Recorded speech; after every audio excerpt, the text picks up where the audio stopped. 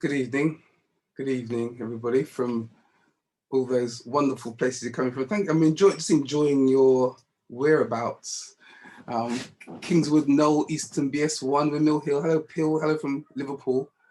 Very great in Manchester. Sunny Southville. Yes, it's sunny. Thank you indeed. And hello from Down End, Brighton, Montpellier, Hotwells. I like hi from Hotwells. I like that. Well, Ayop from Easton, maybe I should say myself, but my name is Rob Mitchell, and I have the dubious pleasure, but certainly a privilege, to be able to introduce this event and chair a panel discussion later. The Colston statue, what next? So thank you for coming from all the sunny places. Maybe some of you are in headphones in parks or something. You're out there while you can listen to this. This evening is a chance for us all to hear how the city will continue to tell the story of the Colston statue. And I guess we're all here this evening because we want to know. We saw what happened a year ago yesterday when the statue was toppled, and it woke the world up to a story which has been there all the time, but the Colston statue represents something quite significant. So here in Bristol, we were speaking to the world, as we are going this evening, I guess, in this event, which is a chance to hear from people in Bristol culture, museums and galleries and archives, and also the History Commission, about the Colston display, which is open on Friday at the MShed. So it'll be a chance to hear about how it came about and what the rationale is for how it's displayed, and also to put questions and Q&A and shape how it could be presented in the future. A few points of housekeeping. The Q&A box, thanks for using the chat so far. And the Q&A box is probably the best way to put your questions this evening, where people can see what's being asked, maybe comment on themselves, but also we'll try to get through as many as we can, but that may not be the case, but we'll do our best. You can also use the chat for a while. It might go off after a while, but use the chat. Feel free to, if you have technical issues, for example, you want to get through the Bristol Museum, then you can do that. There's also going to be at the bottom live transcripts, the captions. I think if you're on a computer, you can turn off quite easily, but the phone might be slightly different. But that's, if you see text above, that's what it is, live transcript, which reminds me I should probably speak more clearly. And also the event's going to be recorded, thanks to Shawn is going to sort it out. So we're going to, at some point in the future, I hope we have a chance to tell you when it's available, but that's not being recorded by the museums per se, but by Shawn. And we are going to find a way to get that to people, and so you can see and reflect on it. We have 3 presentations from Ray Barnett, Simon Fenn, and Dr. Shawn Sobers, who will give you 3 different perspectives and insights on those. And after that, we will have a panel where we're going to invite Fee Russell and Lisa Graves, who will also have had input to the Colston display. And we look forward to hearing your questions and having a chance to work out how to shape it in the future. So Ray, if you're ready, we should get on with the first presentation. Ray is Head of Collections and Archives, and he'll tell you about his role in relation to it and how it's come about to this point. Thank you, Ray. Thank you, Rob, and good evening, everybody. I've got a few minutes to actually put some context into this talk tonight. That's my role here. And to do that, I'm going to just share a few images with you, which hopefully will enliven what I'm saying as well. So my role, as I say, just to set the scene really, and to start off with, it needs no introduction. You're all here because of what happened a year ago, yesterday, in the city centre, and this scene that is now worldwide famous. And at that point, very shortly after this actually happened, it was the elected mayor of Bristol, Marvin Rees, who announced in the media that the statue would be moved to a museum. And that's where we come in as the Bristol Museum Service. And I think just to make it absolutely clear, hopefully it's useful to you to explain just very quickly how the council operates its cultural services so that you can understand the breadth of what we're talking about. It's not always obvious to people in the city as to who runs what, who runs the SS Great Britain or the Arnolfini, But the council itself is responsible for these 5 main museum sites. In the middle there, the Museum and Art Gallery at the top of Park Street, the Red Lodge and Georgian House to the left and right at the top, and the bottom left, An MShed, and then Blaze Museum on the outskirts at Henbury. So those are the main museum sites that we're responsible for, with a great variety of collections. And as such, we're the biggest museum service in the southwest of England. But we are not responsible for the Great Britain or the Arnolfini or other sites like that. But we're actually part of a city council team called Culture and Creative Industries, which is bigger than just museums. So we're also responsible for Bristol Archives and also for running the arts events and festivals and the filming that goes on in the city as well. So that's the breadth of what we do. And my main role is to be the manager responsible for the teams that are working directly with our collections, whether that's the archives or whether it's the great range of different material that we hold reflecting the city's history in our museum collections. So that's who we are.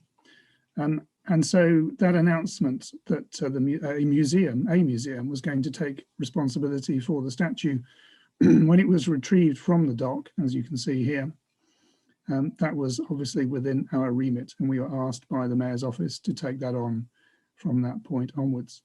We don't have responsibility within the council normally for statuary, the public statues around the city. That's another department within the council. So this was a new object for us. It's not something we'd taken any responsibility for in the past. But when it was retrieved from the dock, it was then moved away, of course, on a little pontoon, and that may have been the last view that some people saw of it until we revealed it in our display last Friday. But you can see on the right-hand side there, hopefully, that it was sort of craned in to one of our facilities so that we could start to look at it and understand what we'd taken on in terms of our responsibility. And of course, it's not just the statue. The statue itself and then a small stone plinth were both toppled from the main plinth. So that little stone plinth has gone into storage. The statue itself, as you've seen, went into a museum store. And here is a representation, a picture of the placards that were left at the site following the demonstration. And clearly these are also part of the story that we need to tell in reflecting what happened on that June afternoon a year ago. So we did also ask the cleaning teams of the council collected over 550 placards that were left at the site. We also had people who'd taken them home come forward when they heard about the fact that we'd taken on the statue to offer their own placards as well. And so we're faced with a large amount of rather damp cardboard. And a museum service is all about how do we actually preserve things so that people can understand them better and make informed information out of them for years to come. So the first thing we had to do with these placards was actually prevent them going all moldy or just falling apart because they were damp. And so we spread them out in our studios in the MShed here so that they would dry by air. Normally with such a thing, we'd have fans running, which would mean they'd dry nice and gently with the air moving across them. But with COVID, we're not allowed to use fans.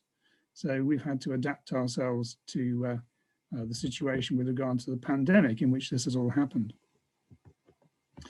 Turning to the statue itself, I hope you can see on the right-hand side that it was encrusted with the silt and mud that's inevitably at the bottom of the harbour and the city docks. And of course, it had also been graffitied with paint. On the left-hand side, you can see those images. So our small but extremely professional conservation team swung into action because we felt that the least we need to do here is actually preserve it and stop it again deteriorating any further than it already perhaps had done in the way that it had reached us. And so here on the left is a picture of Fran Coles, who's our head of conservation, with a hose squirting water in to gently remove that silt and mud. And you may think that's a part of the damage. There's a great big hole on the left-hand thigh there of the Colston statue. Actually, that was revealed by the fact that part of the frock coat has been lost in the process of it being toppled. We don't know where that is. but it revealed this hole, which was actually part of the casting process. So that's not damage. That was actually there from day one. And on the right-hand side, you can see that part of the frock coat is missing. And also the cane, the walking stick that he was sort of leaning on, that's also been snapped off and has disappeared. So that's the situation we were faced with.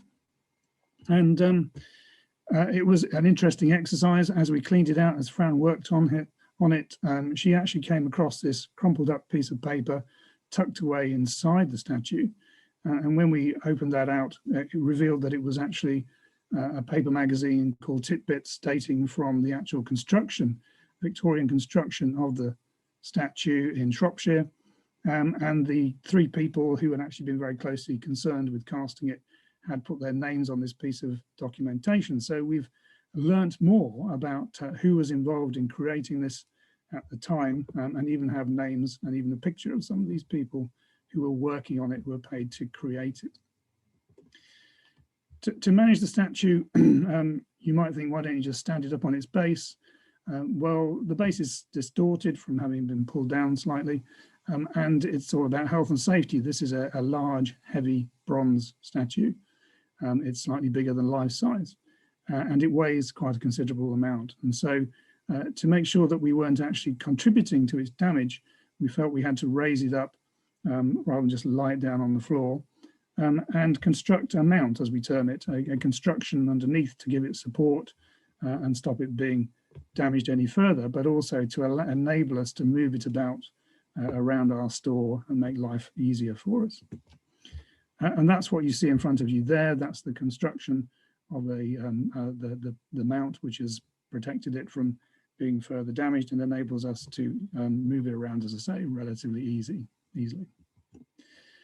So that was the situation as regards our sort of professional approach to managing an artifact that has been handed to us in a bit of a state.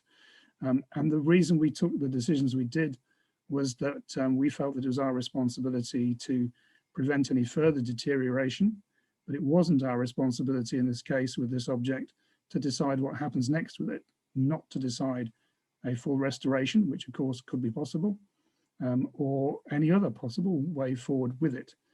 Our remit, as given to us, as we felt by the Mayor's office, was to just make that possible. It was stable and therefore move in any direction that people decide from therein. It's a little bit more complicated than you might think, because the paint had been applied, and actually the statues have a wax layer over the top of them to help protect them against the weather. And as it dried out from being in the dock, that wax layer dried and shrinks, or very easily can do, and therefore the paint will just drop off.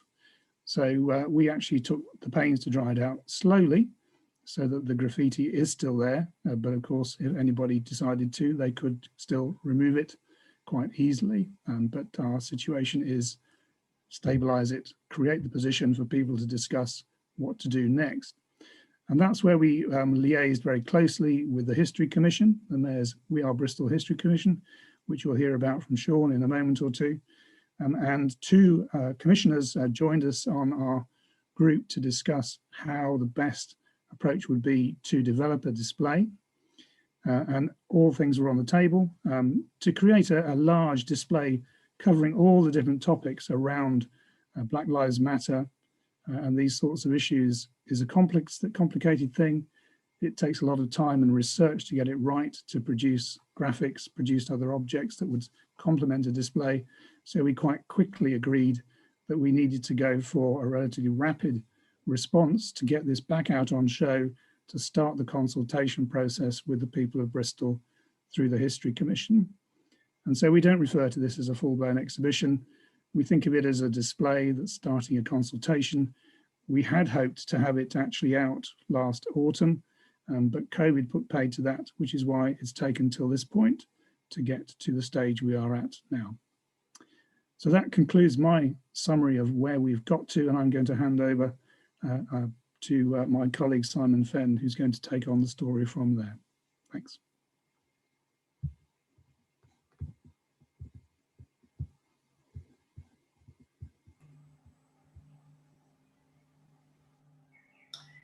Hello everyone, I just share my screen now.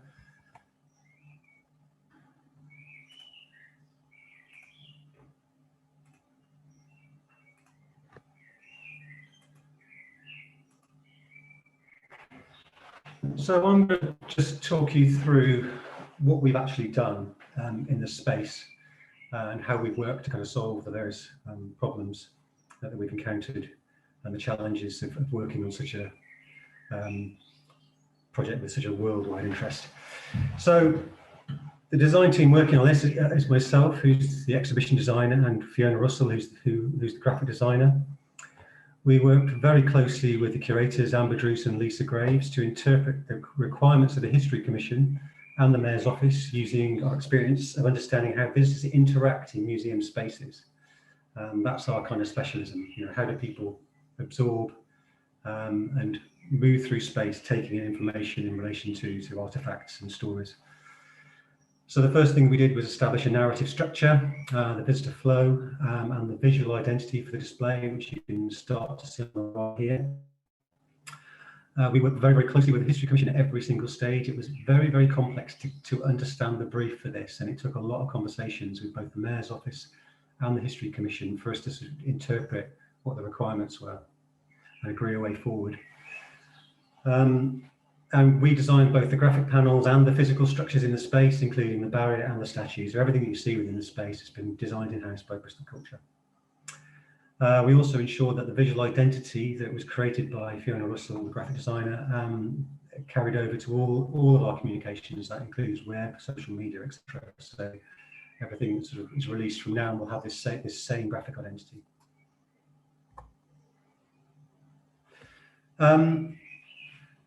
So this is the location that was decided for the exhibition. So it's in the first floor of MShed in the corner, in what is the Life Gallery, and there's a space there called Window on Bristol. You can't actually see inside it. It's kind of quite heavy reflections on the outside. And like I said, we worked very, very closely to where we position it and how we displayed it with the Mayor's Office and the History Commission. Like Ray said, from the very, very beginning, this was not an exhibition. This was a consultation exercise with the public, and we were very conscious of that. This is just a display to support that consultation. Everything within the space that the statue is shown will be shown online. So visitors who don't make a habit of visiting MShed or would never dream of visiting MShed, we want this to be as democratic as we possibly can. So just looking at displaying the statue, we went through a whole range of options, and eventually we came to the decision to put the statue against the wall. It's sat on its original mount that consolidates it. We didn't want to do anything more with it, and we put a big barrier around it, essentially. But there was an awful lot of conversation and debate as to what to do with it. We talked about potentially raising it at half an angle. Original ideas had it in an island position, but these were just ideas to prompt a response from the History Commission and the Mayor's Office as to exactly what they wanted. So protecting the statue, we've got a much higher than normal barrier that is incredible, designed to be very, very strong, but as cheap as possible. We didn't want to spend too much on materials and waste a lot of money in a sense on this exhibition. It's public money, and we've tried our hardest to be as efficient as we can. We've tried to create a calm space so that the chances of people wanting to do something to the statue are minimized.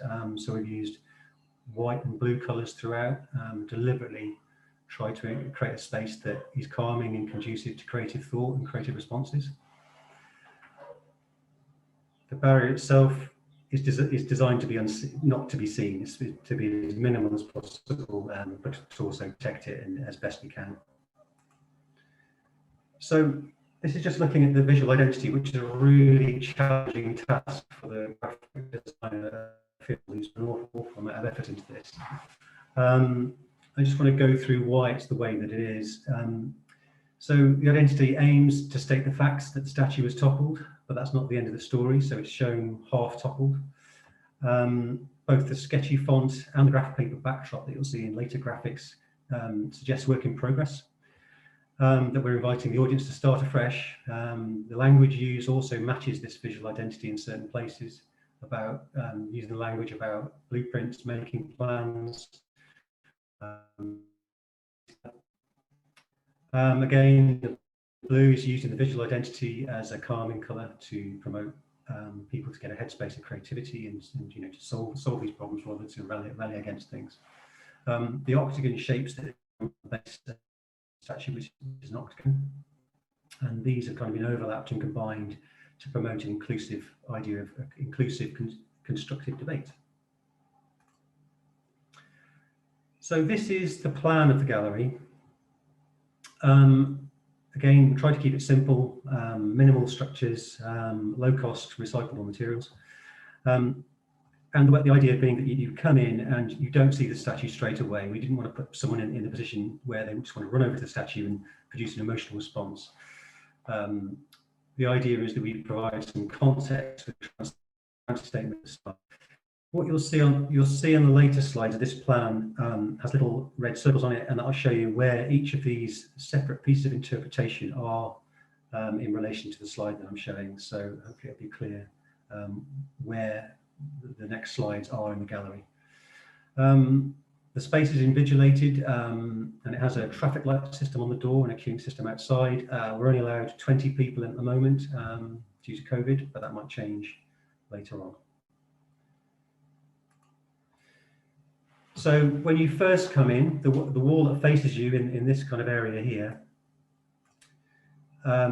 is our transparency statement. It explains exactly how we've approached it and asks you to get involved, and explains the idea that we want people to go online at the exhibition and have their say about the future of the statue.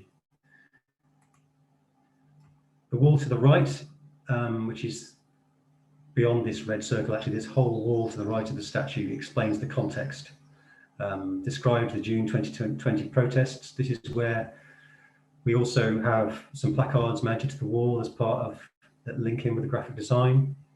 We also have a Bristol Post survey that was carried out in the weeks just after the toppling of the statue that described the state of people's position on the statue directly after it was toppled, so we can kind of directly compare that with how people feel now.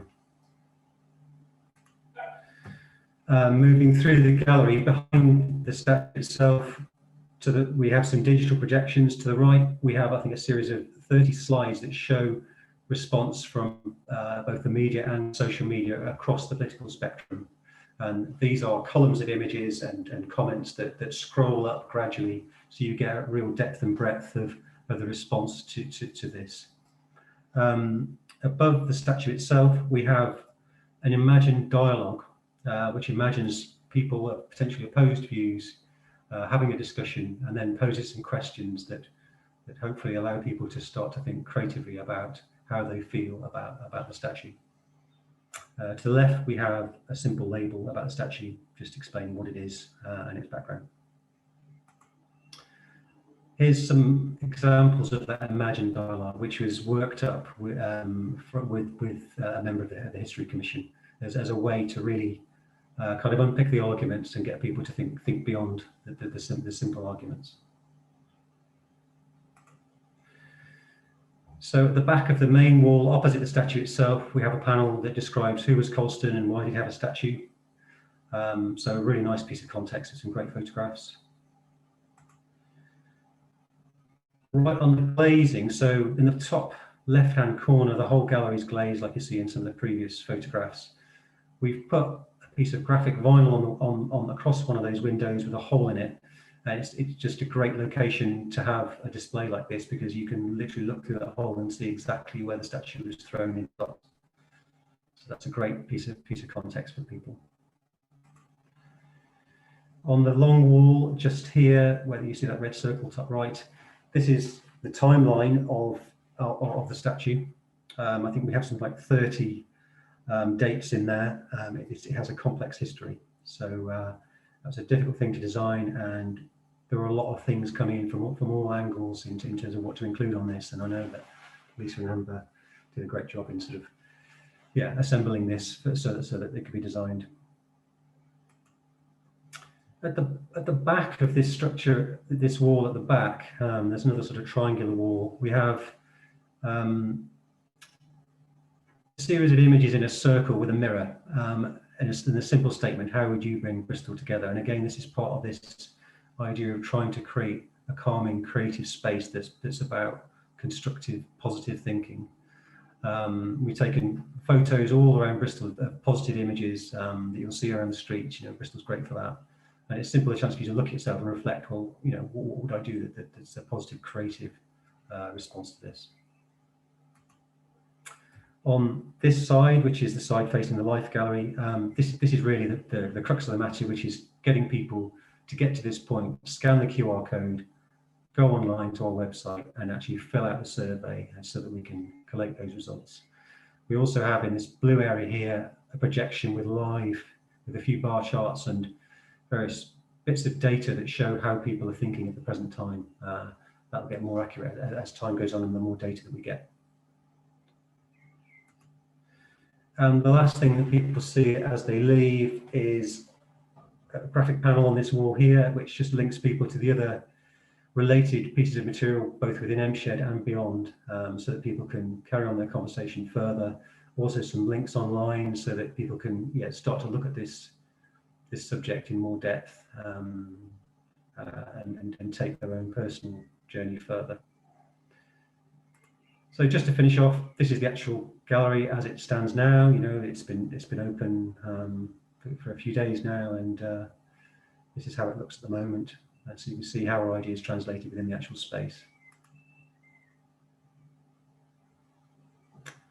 I think that's it from me. I think I'm going to hand over to Shawn now. Okay. Good evening, everyone. So just to introduce myself, so I'm Shawn Sobers. I'm an associate professor at the University of the West of England, and I'm a member of the We Are Bristol History Commission. And I was the link person from the commission, working with the colleagues in the MShed and museum services. And I'm here to talk about the aim, really, and that wider context of working with the History Commission and, the plans going forward. I want to start, though, by just pausing and just having a memory and a tribute to the Africans who died in the transatlantic slave trade. I think it's important to put that in context and just pause and remember that the history that we're talking about, involved real people. It is a real moment, thousands upon thousands and millions upon millions of Africans died in that process, transported across the world. I just want to position it and root it back here. Also, just to put in context, there's 4 individuals at the moment going through the legal proceedings from toppling of the statue. So I just want to acknowledge what's known as the Colston 4 as well. I think it's important, we're talking about an exhibition, but it's got wider considerations and impacts. So yeah, just wanted to pause and reflect that. So thinking about the aim, and in a way thinking about, why are we doing this? Why bother? We've had questions and comments about why didn't we leave it in the water? So why are we doing this at all? And, I think it's a very poetic moment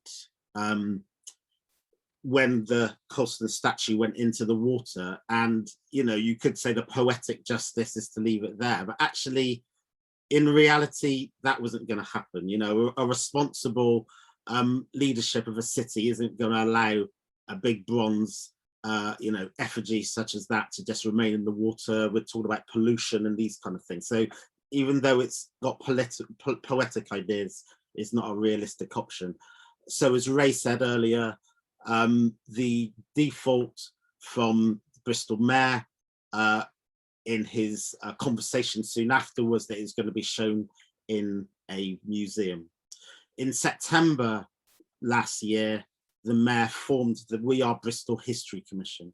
And the 3 aims really of the commission is, one is for Bristol, to help Bristol gain a better understanding of its history and how it became the city it is today.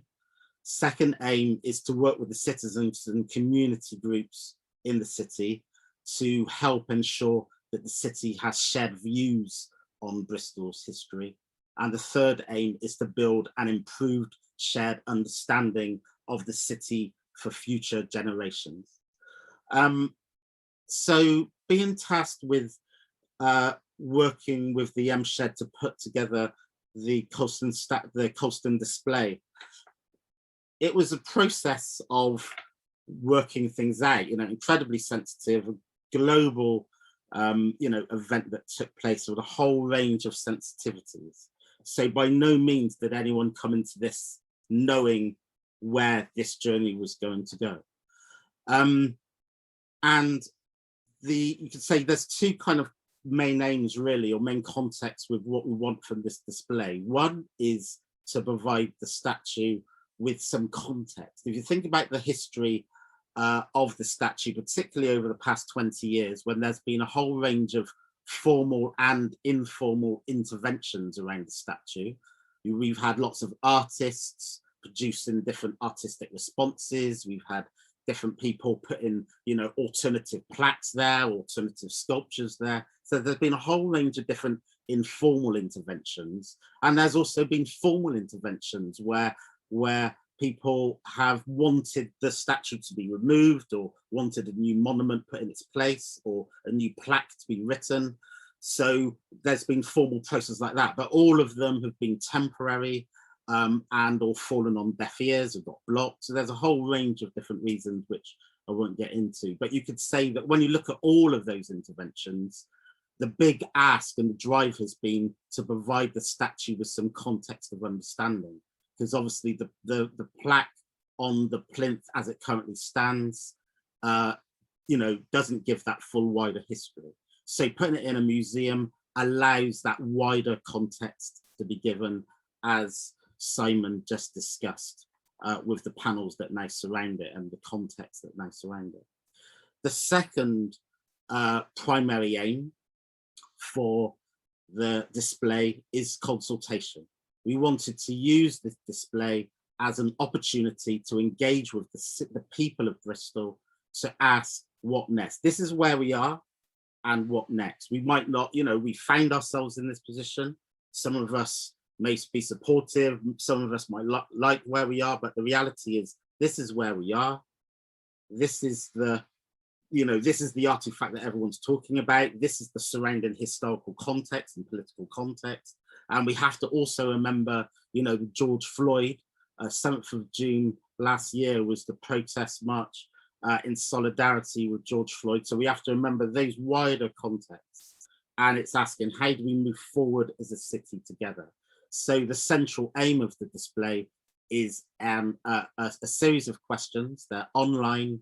They're also paper versions for people to pick up from the MShed. They're asking a range of questions about what they would like to see happen next. This is not about the plinth. And I think very early on, there was a conflation of expectation that we would be deciding what goes on the plinth, but we have to take the plinth and the statue very separately. So this has been about what's the context of the statue, and wanting people of Bristol to have their say.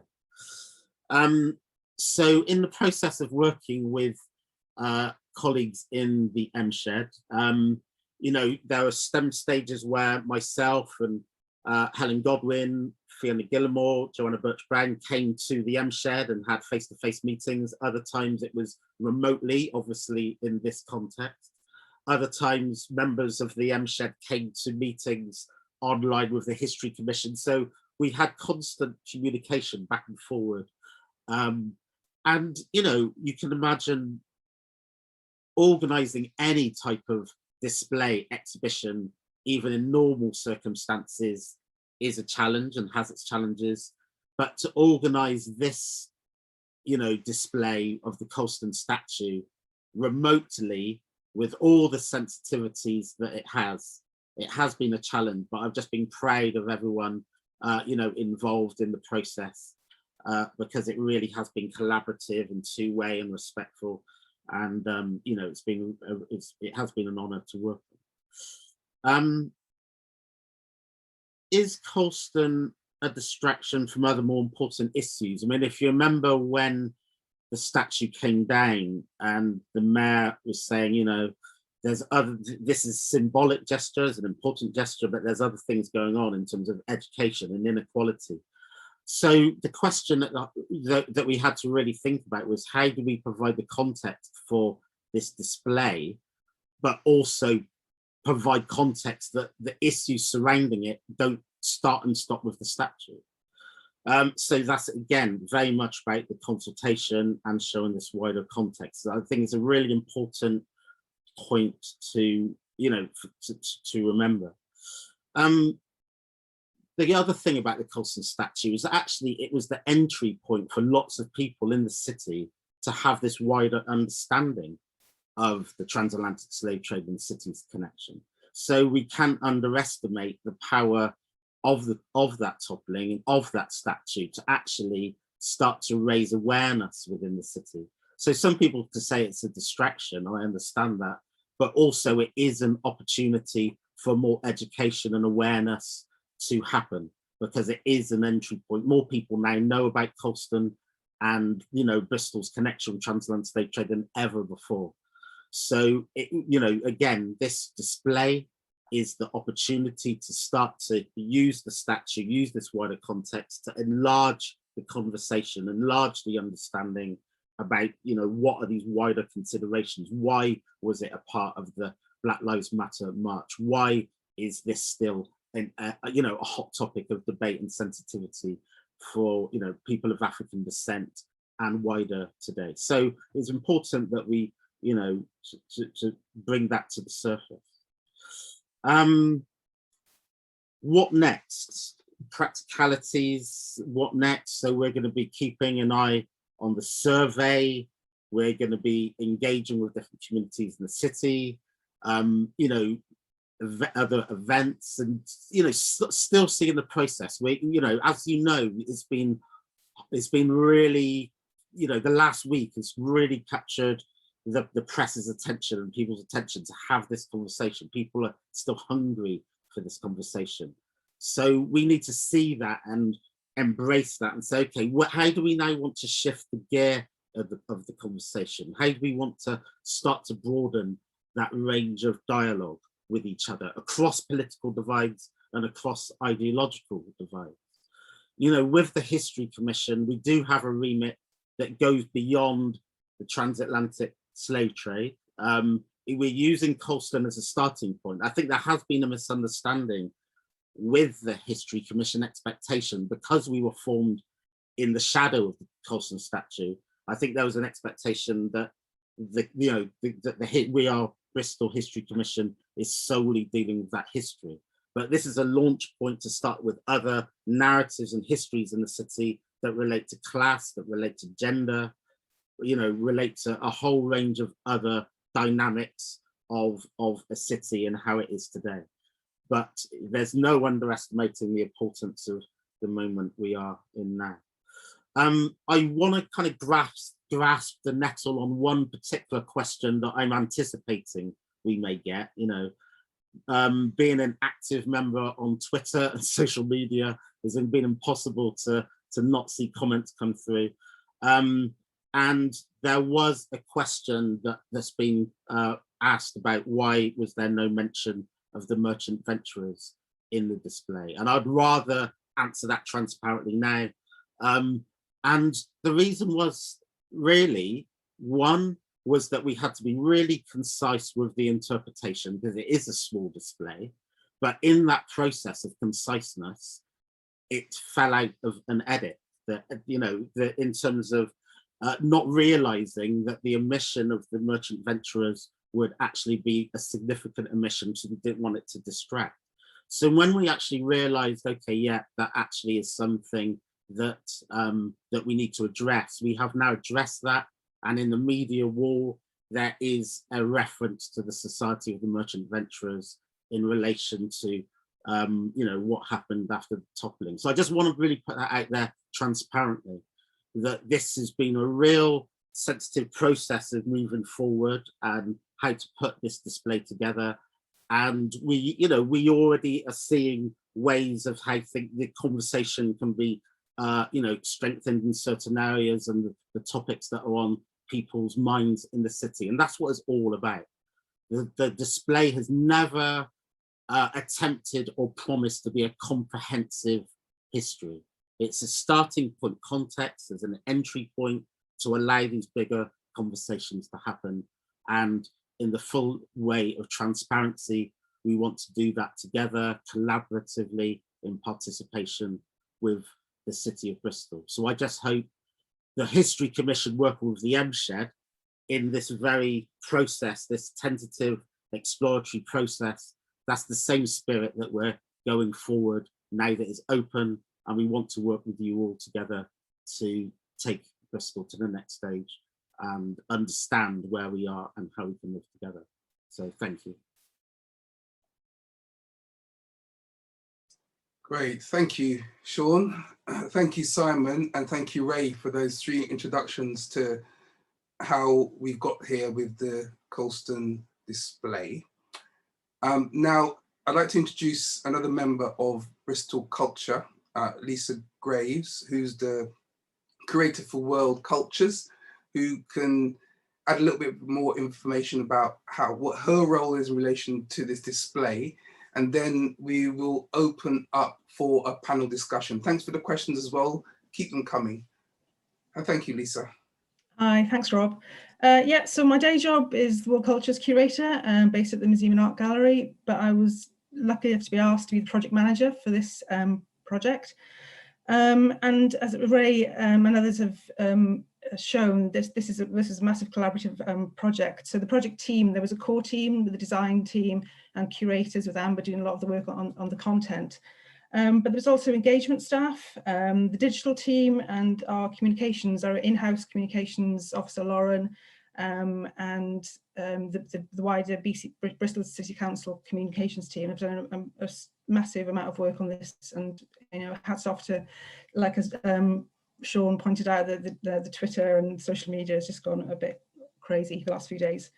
Yeah, and our digital team have worked on the AV. We have a kind of a live, almost live feed into the gallery to show results of the survey. That took a lot of working out. There's a website that George worked on, and the survey is the online survey. So there's a lot of behind the scenes stuff that people don't necessarily see the work on, but there's been a lot of work. So I've, like I say, been lucky enough to kind of project manage this and work with the teams and work with the History Commission.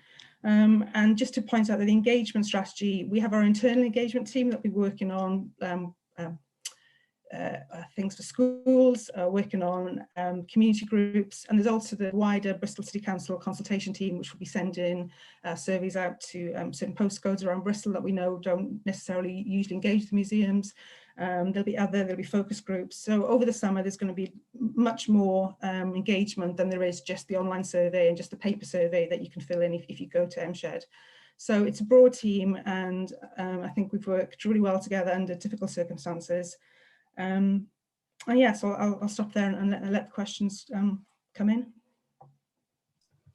Thank you, Lisa. Okay, lots of great questions.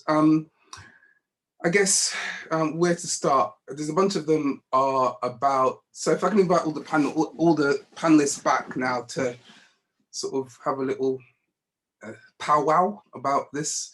So to some degree now we've discovered about the Colston display, and there are a number of questions about the context of it, the bigger context. It's fascinating as well to hear the detail, actually. I mean, one of the questions actually is about stone, for example, but also the detail of, you know, finding the paper, the placards, etc., about actually getting display up. There's lots of questions about decisions. How do you make a decision? Why the graffiti, not the this, or you know, how few placards? So there's quite a few about that, and there's also a big question about pushback and what and remembering that, you know, this is not just about, as Shawn quite rightly said, it's not just about statue. This is about history, which is troublesome, gruesome, but also has a legacy which determines how we live today. So that's, I think, the broad 3 bunches of questions. In terms of where we start, can we maybe pick up questions about the politics of it?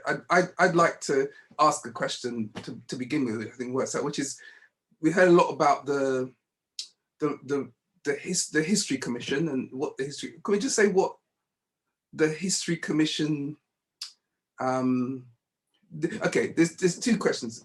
The Mayor's Office and the History Commission. One of the things is why is this so political? Can I ask that question? Why is this such a political thing? On the one hand, it's all the detail of the display, but there's the big politics. Why is this so political? Whoever wants to come in on that. I mean, there's that Shawn question. Yes, it is me. It's interesting because I don't see it as political, but it is entangled with political office. So, you know, it was the Mayor of Bristol, Marvin, that set up the History Commission in September last year, but it is an independent body. You know, Marvin doesn't come to all the meetings, etc. It is an independent body, but there's no doubt that it is connected with the Mayor's Office, and we do have those conversations as well.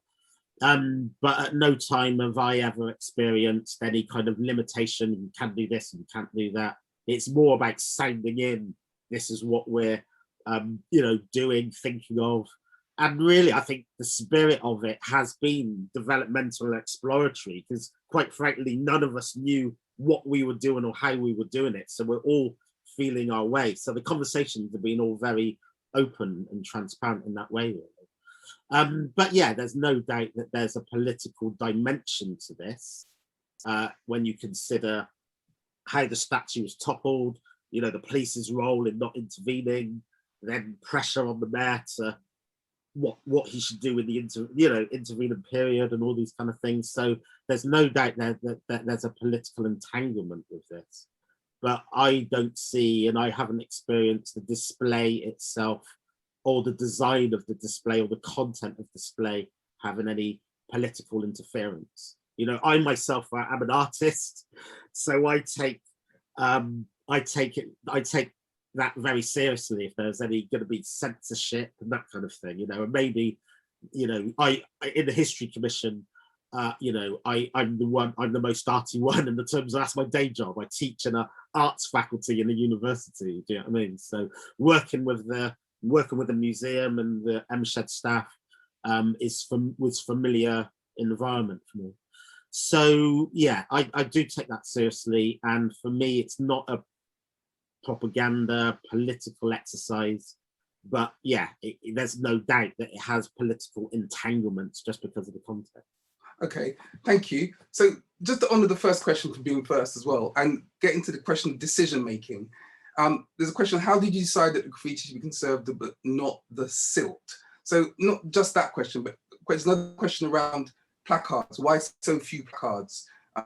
If I got that right, so I've lost the question now, but I remember reading the question about why. So how did some of those decisions come about? There's questions also about history. Why this history, not you said it's limited, but how do you actually go about making those decisions? Ray and Simon and Lisa, I don't know, how do you go about making those decisions about what content should be in the display? I'm happy to kick off, and I'm sure my colleagues will jump in as well, but that simple question about why did we preserve graffiti but then got rid of the silt? What we were trying to do was actually preserve the integrity of the statue after the event that had happened that had damaged it and resulted in it being tipped into the water. And silt can potentially attack the chemicals in there, will attack the bronze over time and damage it. The paint itself, as I described earlier, actually will easily flake off. So it's not a threat to the integrity of the future of the statue. So that was quite a simple thing to decide to do. And I'm sure if we'd left the silt in, it wouldn't have smelt particularly nice at the end of the day as well. So there are considerations like that to take on board. But in terms of some of the other decisions, like the number of placards to put into a display, I mean, Simon's probably better qualified than me to talk about that. It's as much about impact and aesthetics. We have all those 500 to choose from. We could have gone for a huge wall plastered with them, but I think I'll pass to Simon if he wants to comment on that, the approach in that respect. Well, I guess it comes from a group decision about how much context to provide. We wanted to tell the story about the days after the statue toppled, and we chose enough placards to sort of augment that story, really, without it becoming the primary focus. It's part of that story. The placards are part of that story, but it was a wider story we had to tell. We have a limited amount of space. You know, we didn't want to cram the whole space, but we wanted to, you know, create quite a considered, calm sort of space for people to understand, really. It's, it's a narrative space that people need to understand why they're there, and what they're looking at, and what they're going to look at next, etc. We also have the issue that we know that potentially we'll have a lot of visitors, and we need to pace the space as well. Especially during COVID, there were 20 people that allowed in a space at a time. We've got to allow for everybody to see this display, as many people to see this display as possible as well. Just picking up on another, thank you for that question about that, only because you prompted it. I want to come back to other bits. By the way, while we think about this question, what happened to the stone? Just to honour one of the questions that came in the chat, what was the point about the stone raid? There was a little stone raid described earlier that was on top of the bigger stone, which is underneath the statue. What happened to the stone raid? That's still in store with us. So we just felt that it was a really unnecessary part to add it into the display. It doesn't add anything to it. So it's still cared for, looked after and preserved, but we chose not to include it in the actual end result. Just as the media have reported that we were going to display the inner tube tyre that came out of the water wrapped around him.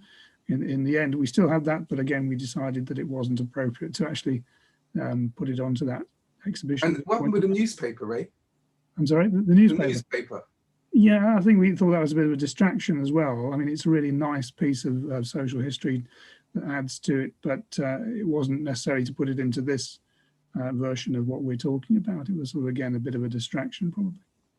Okay, thank you. So back to the question I was going to ask just now, prompted by the COVID question. There's a question about people block booking. The question's along the lines of what do you say to the news about oh, the news. I see what you say to the news about.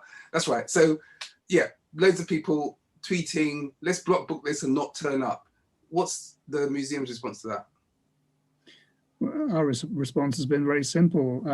We've always, during COVID, since COVID struck and we've been able to be open, we've encouraged people to book before they come in to make sure we can control numbers. But where we possibly can, we've always accepted people just walking up. And that has been the case since we opened on Friday, before this current social media campaign became obvious on Friday afternoon. So we've been able to accept people walking up without booking. When we discovered what was being proposed on the social media to try and end up with an empty gallery, we just simply increased the number of available slots. We were able to actually see quite a number of rather dubious bookings, obviously, that have been made. And so just by increasing the available numbers online, we've kept the number of people that can be in the gallery at any time and not had any issues. What is the narrative there? I mean, Simon, you talked about the imaginary dialogue with people saying it, and it's on the display. That whole block booking thing came from a group called Save Our Statues. Now, what's the narrative there? I mean, because I get the senses, I get two narratives of objection. One is it shouldn't even be in the display because it's too disgusting an icon. And the other one says it should be back where it should be. I mean, is that view, is it all gone? I know this in the display, it's very peace and Black Lives Matter because that was the things that brought it down. But how did the Save Our Statues camp? What's the general narratives there, and are they represented? Yeah, I can represented the display, or yeah. But I mean, above the statue itself, there are some projected quotes that Simon talked about, and there are some quotes in there that absolutely would reflect the beliefs of the Save Our Statue, group campaign, which is about, not erasing history, he was a good man, he did philanthropy, those kind of arguments that are trying to promote that. I mean, I was on I did a Radio 4 interview on Friday night, and it was a debate with Emma Webb from Save Our Statues. And, her stance was more public art should be in the public domain rather than less. So rather than taking things away, why not add to it? And, as an artist myself, I understand that argument. And with you, Rob, as a researcher of this history over the past 20 years, working with you on this topic, we also know that. Do you know what I mean? What happened on the 7th of June last year didn't happen in a vacuum. And this is what I was kind of trying to argue back in a very speedily way that you have to do in radio debates.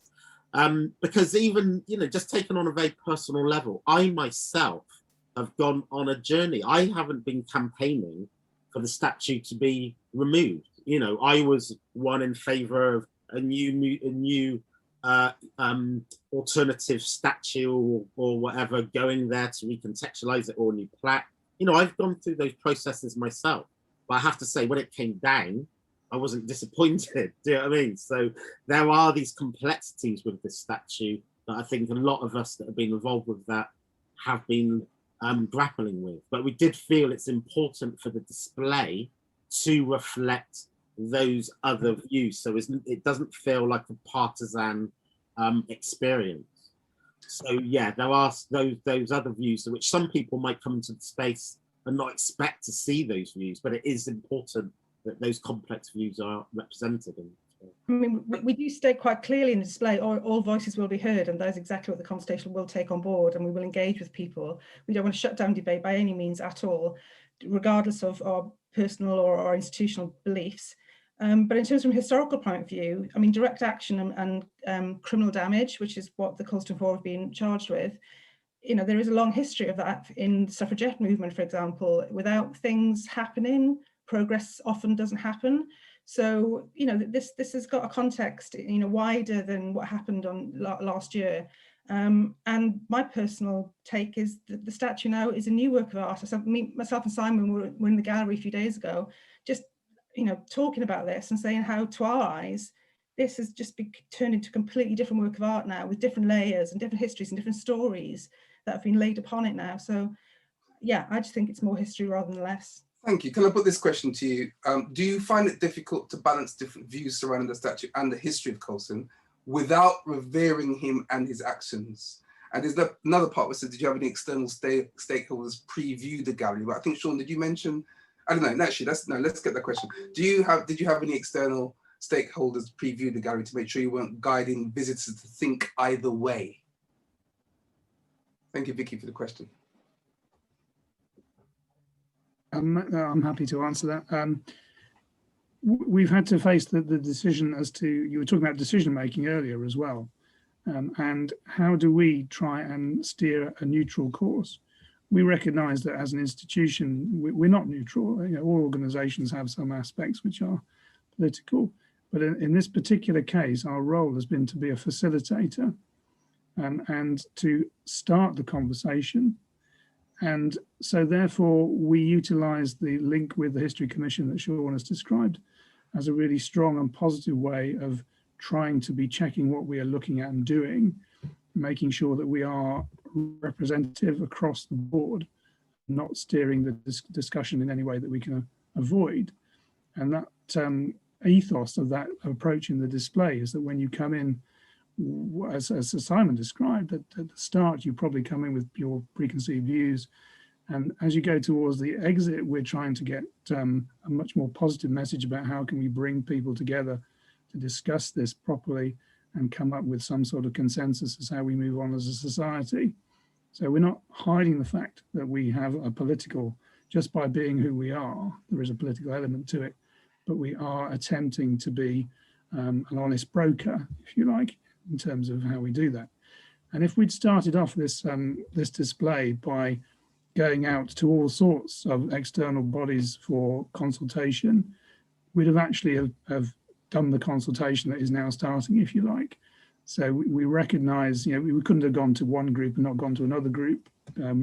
So we have we take responsibility for what's in there. It's a work that has been in collaboration, particularly through the History Commission and other people we've asked to comment on it. But it is what it is, and it's what happens next, which is the most important part. Where does this go from here? Thank you. There's a few questions about consultation. There's a few questions about action against the statue, and there's a couple of questions about, well, could the statue ever go back? This is one I'd like to create. What impact do you see the grade 2 listing having on any final decision on the statue's fate? Is that, I mean, do I misunderstand the question, or am I hearing that the statue is grade 2 listed?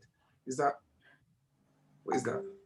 The statue is grade 2 listed, but there's a little bit of misinformation that's out there at the moment that Historic England do have in their guidelines state that the owner of a grade 2 listed monument are under no obligation to restore that monument. That's Historic England's position. The owner of the statue is the City Council, so it's up to the City Council to decide what happens next with that. So is there any chance the statue could go back up should the people will it? Thank you, Nathan, for the question. Yeah, I think it's an interesting question. I mean, I don't want to preempt I don't want to preempt it, to be honest. I don't want to preempt the consultation or future decisions, really. So I think it'd be bad headlines. So I would just wait for due process to happen. The History Commission will be going through the responses, will be, also engaging with other stakeholders in the city, other groups, and then putting forward a report to the City Council, and going from that basis forward. But I don't really want to preempt. Okay. Yeah. Thank you. It might be a cop-out, but I think that's the most honest answer. I guess that's a political question. Well, about the consultation, quite a few of those. Thank you. How long will it last? What do you hope to do with the decision? Sorry, it was the very first question. What do you want to do with the decision? How long will they last? Will there be more weighting to Bristol local views than other views? Consultation questions, those kind of questions. And if there's any more, I'll prompt you back with them. But consultation, how long will it last? And how will you use the information you get? And does it matter where it comes from? Yeah. So first and foremost, absolutely, Bristol, people that are from Bristol and have that connection with Bristol, those answers and responses will be I don't know what the word is, but will be tuned into, will be privileged or prioritised, because I think this is very much a Bristol narrative. Obviously this is an international issue, but the Colston statue itself is a Bristol one. So yeah, absolutely, Bristol voices will be heard and taken note of.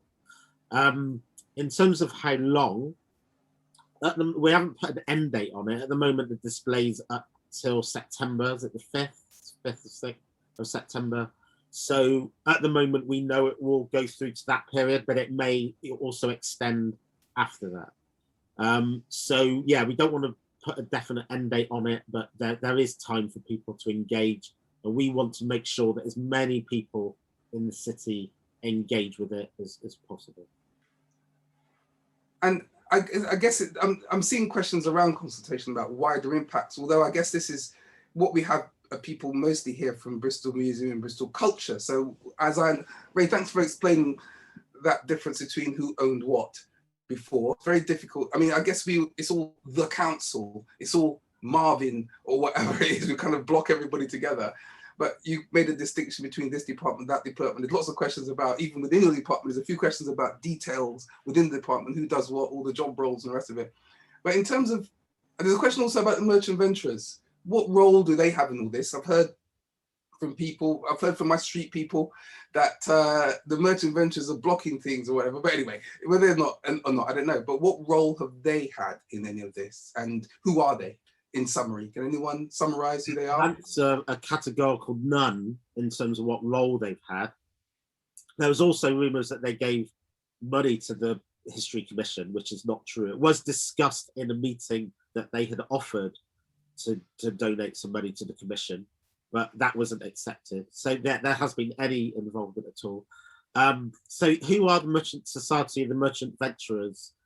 Is a good question. So Edward Colston was a member of the Society of the Merchant Venturers. I'm not going to pretend I'm an expert in explaining who and what they are, but they're an unelected organisation of members in the city that are connected with different organisations and institutions.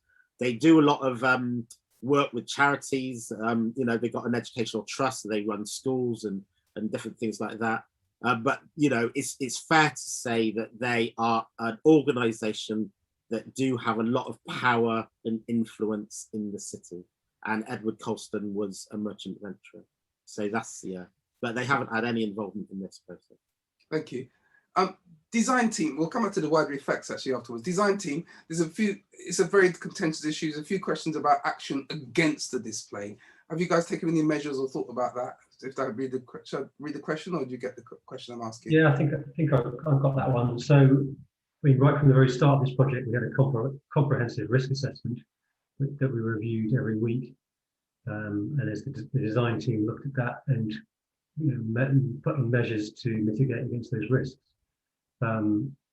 it was decided, the original barrier I decided was a certain height, which is a standard sort of height wheelchairs can look over with comfort, but it was decided that there's still potential for something to jump over that. And so an extra foot was added to it. The polycarbonate was thickened, the structure was strengthened, and that's just based upon just assessing risk, really. We could have encased the entire thing entombed it in glass. One thing we didn't want to do is to spend too much money on this because it is a temporary display. We had to sort of take that decision to limit the budget that we're spending on it, so that we can spend that money wisely when we consulted with the city, really. So yeah, we've taken a pragmatic decision to protect it in the way that we have, using staff on site and a barrier that's at a certain kind of size and structure. But did the risk assessment include possible further attacks on the statue itself? Yeah, yeah, well, it was there, yeah, and we our mitigations were staff on site, another member of staff supporting that staff member with walkie-talkies. We've got a traffic light system, so if something is starting to kick off in the space, that the person who's on the floor in there can press the remote control to hit red, stop the queue, stop people from coming in, and ranging through to somebody. So, but you have more faith in your visitors than that, obviously. So because you live it as it is, yeah. Yeah. And there was a question actually attached to that other question about that was about there was the end display where you get people to reflect. Is there the staff help guide visitors to that reflection point? There was a question about that. And it also probably relates to the question at the end as well about when can schools visit in the autumn. So are there staff on hand to guide people towards the reflection space? We've got a floor sticker. So there are only a couple of floor stickers, one near the exit and one just near there to ensure that people go around the corner and engage with that particular thing.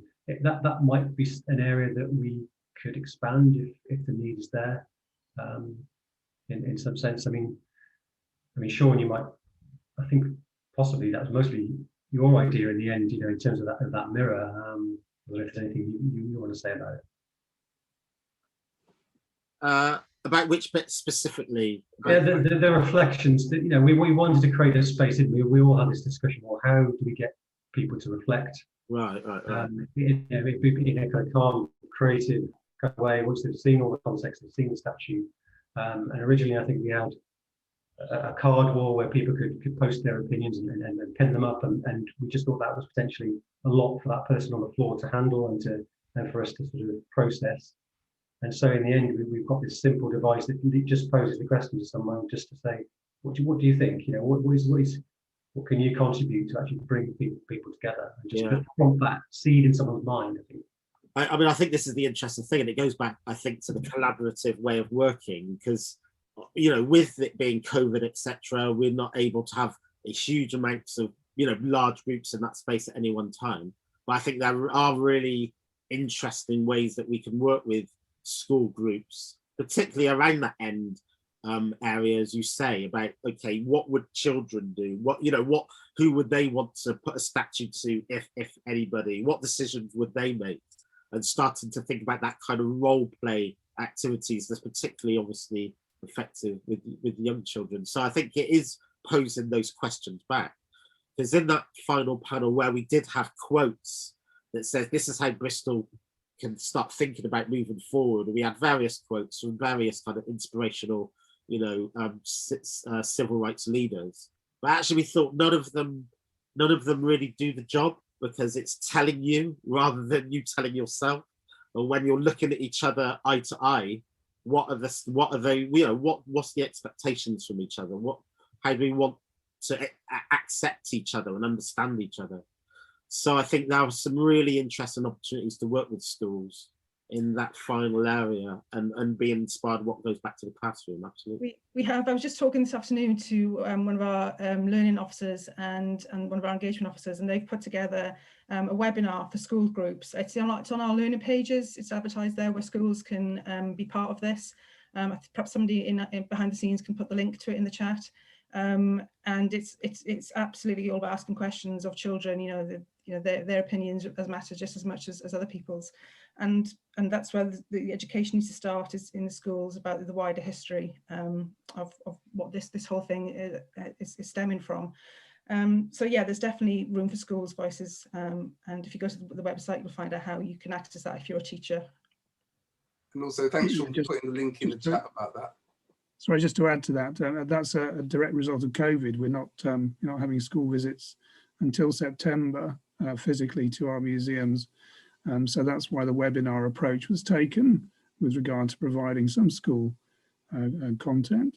And just add as well that we've just publishing this week a new booklet for Year 8 school pupils, which has been written by head teachers in the city, but is published through An MShed, which is specifically referencing Bristol's role in transatlantic slavery. Okay, so thank you so far. I mean, I'd just like to get on in a minute to the idea of the bigger pictures. A few questions asking about what impact this will have bigger with the other statues in the city, what influence from other places.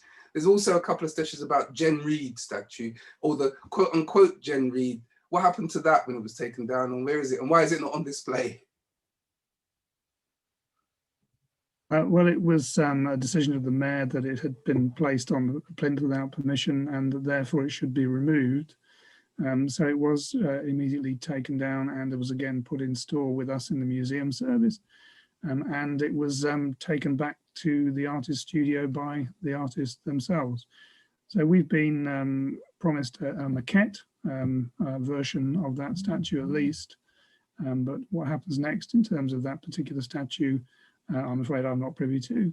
Okay, so that implies that as far as you're concerned, sorry, Shawn, go on. No, I just wanted to say, because I think there's something about the Jen Reid statue and its removal that I haven't ever heard talked about. And I don't want to be betraying confidentiality, but I had a conversation with Marvin the day, and what he said was, I never heard him say this publicly, but I think it's important information to say. So the last thing that he wanted was to see a statue of a black woman being dragged through the streets of Bristol and being dashed in the water. That was his immediate reaction when I spoke to him. Do you know what I mean? And I've never heard that said, and I think that's an important context that never gets talked about, really. Also, that statue was 3D printed, not robust. It would, that being dragged down would smash the smithereens very quickly. But that was the initial conversation that I had with him, or he had with me. And I think that's very instinctive. But for me, yeah, I just wanted to say that, really. So I think that's a very... Yeah, I'm going to just push this point back again. I'm sorry for all the conservatism curators and all, because it was, the beginning of this conversation was great. Where Ray and Simon started, that whole bit about conservation, and even down to the sacredness of the object becomes apparent. That question about how is it possible to work on the thing without kind of revering them. This conversation does make you really appreciate the question about job roles. There's a lot involved, and I have to remind, I guess, ourselves that this is the Bristol culture team and not, say, the culture group of politicians. So it's limited, and all these things start to go back to Shawn. But Marvin's names come up, the mayor's office names come up, and then we talked about things at the very beginning. One of the questions I've had put to me is the mayor's office had too much interference in this. Is that, it feels like that's the thing that people are saying. We hear the mayor's office, we heard about the history commission, you're the history commission, but has there been too much, has there been lots of political interference in that way? You said the merchant ventures haven't been, but has there been political interference beyond that? Is this to me? No. As I said before, there hasn't been. We've consulted with the mayor, but there's never been any diktat, you can't have this, you can't have that, or any censorship or anything like that. Absolutely not. Absolutely not. Okay, thank you. All right, so about the wider effects, does this have the bigger implications, this consultation? I don't know, not just the consultation, I guess we're talking about this as a consultation, but it probably doesn't mean the consultation. Does this process, a friend of mine sent a message saying that a student graduate common room took the Queen down out of Magdalen College because she represents colonialism, which absolutely the Crown absolutely does. But that implies also we have to take everything down. So what's the limit? Where's the line? What does this whole process tell us about other statues, and or what have we learned from how other places have dealt with such controversial figures, increasingly controversial figures? I mean, just from the context of the History Commission, I'm going to give a History Commission answer, then I'm also going to give a personal answer. And they're pretty much the same thing, maybe, I'm not sure. The History Commission isn't in the, it's not the agenda of the History Commission to start thinking about what statues to take down next, what street names to remove, you know, and those kind of things. And I think in a way that, again, the early days of the Commission, I think there was an expectation that might be one of our tasks, and it isn't at all. Individuals have come to us saying, we live on such and such street and it's named after you know, a slave trader. What can we do about it? So people have come to us with those questions. So what we've done is give the, you know, referred them to the relevant department and given the, you know, we have got the information of what it does take to if you wanted to rename a street. So we've just given them the factual information of the processes they would need to go through in a very, you know, and pass them on to the relevant people. But we don't have a line or a take or an agenda to promote that. You know, so it's a sounding board, but it's not an agenda or service that the History Commission are particularly, you know, interested or concerned in pursuing.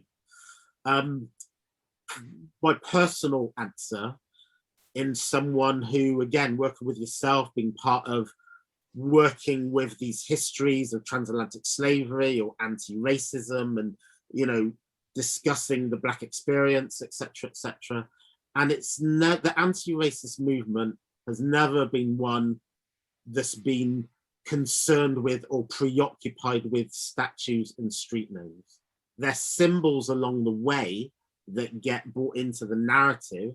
So you could say the narrative of Bristol is one where slave traders are predominantly immortalized or celebrated through these names, etc., but where, you know, the Africans do not get remembered in such a way. So you can talk about it in those narratives or as they come in, but they're symbolic of what is or isn't happening.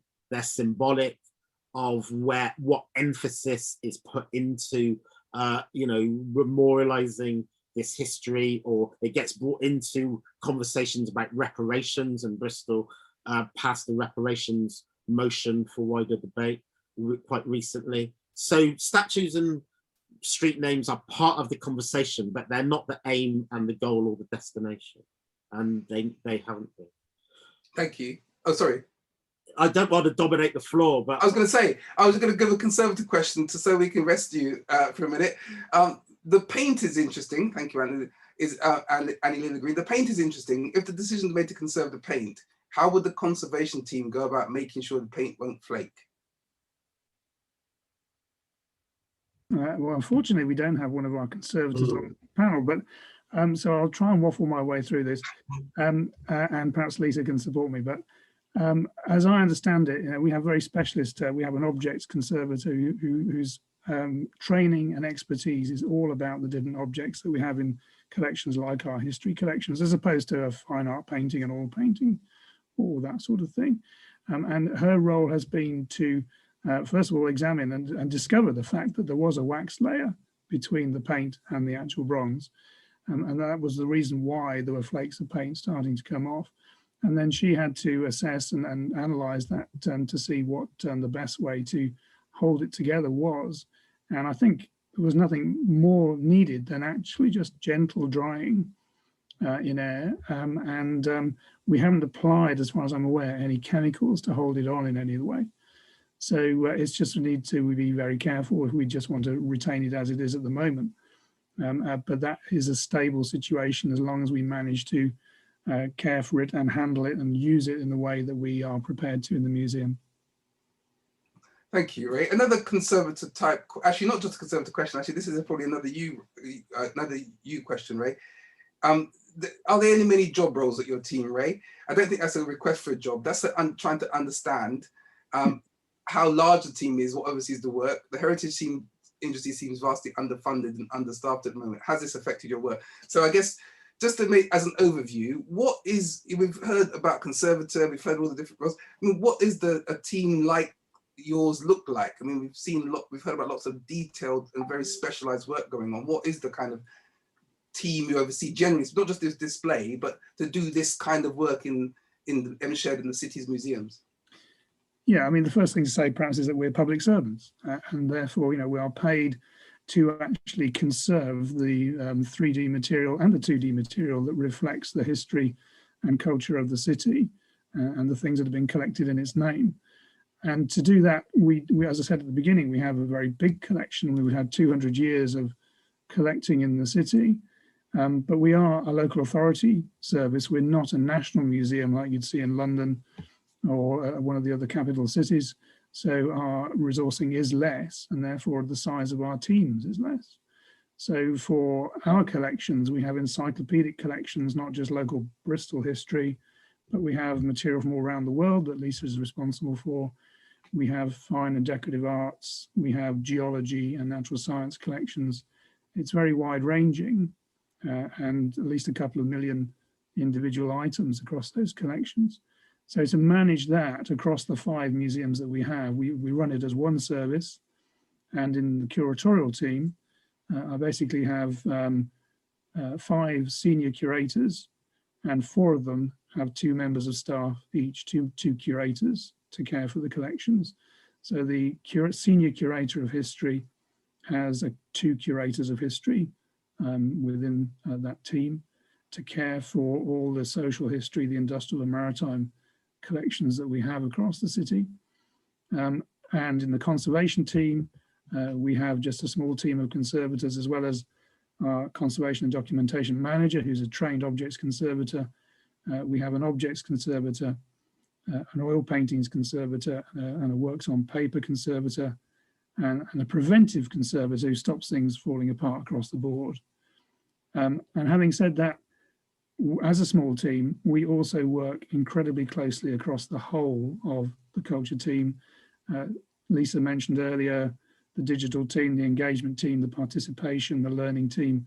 We are a small, close-knit community of professionals, and therefore it wasn't just a history curator who came in to project manage this. We asked Lisa to do it with her particular expertise, but everybody gets involved to some degree across that board.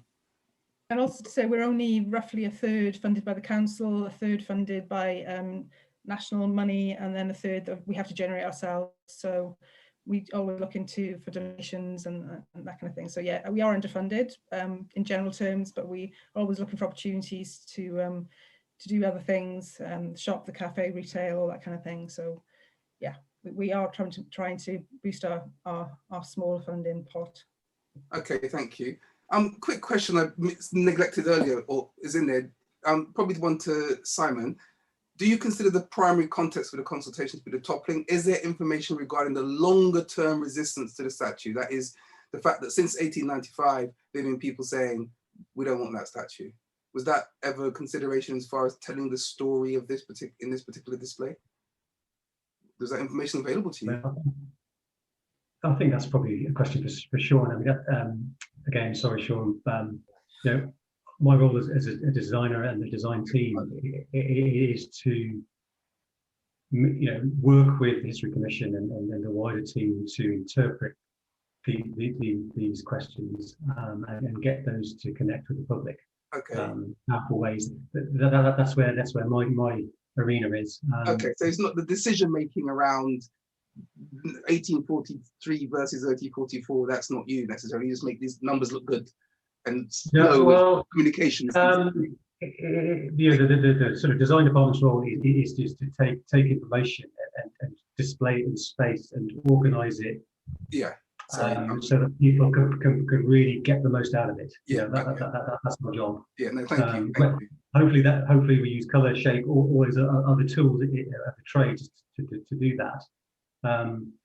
But it's the like to Shawn, Lisa, Ray that we have in conversations with, trying to get to the bottom of what are the key considerations, the key messages. I think fundamentally what you're referring to, Rob, is the timeline of information of what's happened up to that point. I think, as somebody mentioned earlier, the timeline is really long, and we know museums people don't read a lot of information, so we had to edit out a lot of stuff. And the Bristol Radical History Group did send us a timeline with lots of information. We do have access to that via our website, and our front of house have that information to talk to visitors about, but we necessarily had to leave certain things out because it was getting too long.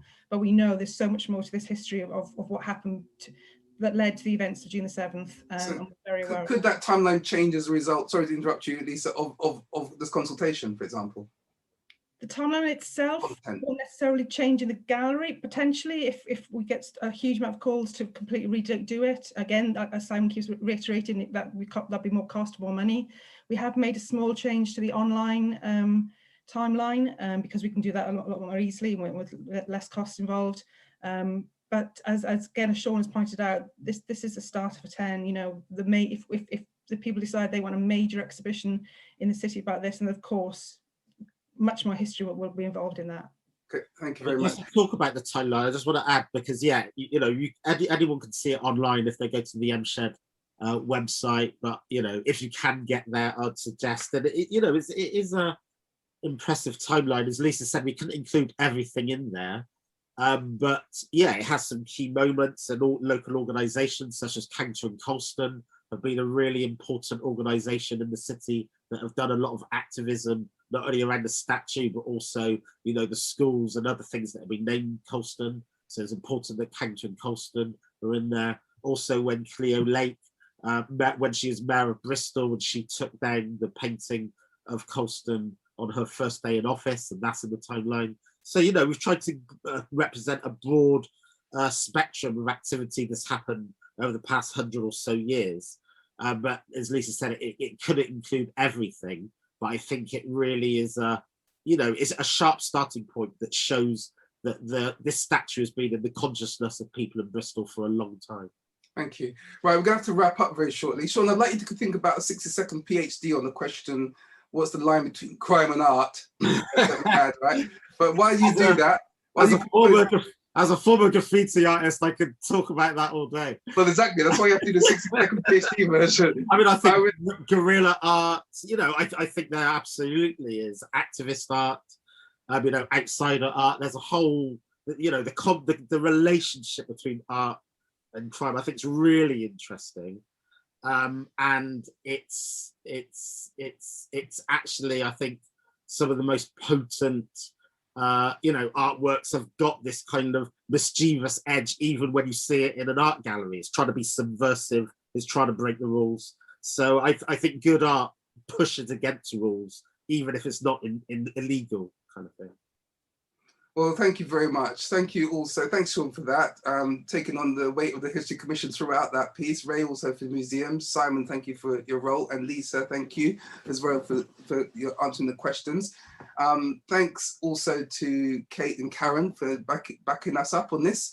And thanks everybody for attending and for putting the questions. I don't know if we got through all your questions, but I hope we covered all the major themes. So thanks for taking the time to participate and to spend your evening. At some point in the future, we will have a recording. I'll turn to Shawn for that one, like everyone has done this evening. We all turn to Shawn for the History Commission. We worked that out. But honestly, the exhibition's open now. So glad to hear there's ways around the block booking. So maybe just turn up. You might get a free ticket courtesy of the Save Our Statues group who block booked it for you but haven't turned up. So just turn up anyway. And the consultation sounds like it's a chance to shape the future of it as well. So questions tonight, if they haven't been covered as well, take part in the consultation, which it's on link. The link's online. What's the call for? Is it? How do they get to the consultation online? The online version? Just go to Bristol Museums, yeah. Yeah, Bristol Museums, and look for the Colston statue consultation. I think the link's going to arrive in a minute. Yeah, I see. Ray typing away. Sarah May, your answer to your last question, how many people? At one point it was about 90, but we're down now to about 74. That's it. That might include us as well. So you have to do the math. So thank you very much, everybody, for attending, and it's been good to be a part of this. And I hope that it covered some questions, and I look forward to more. Good night. Thank you, Ray. Thank you to you, Rob, as well. Thank you.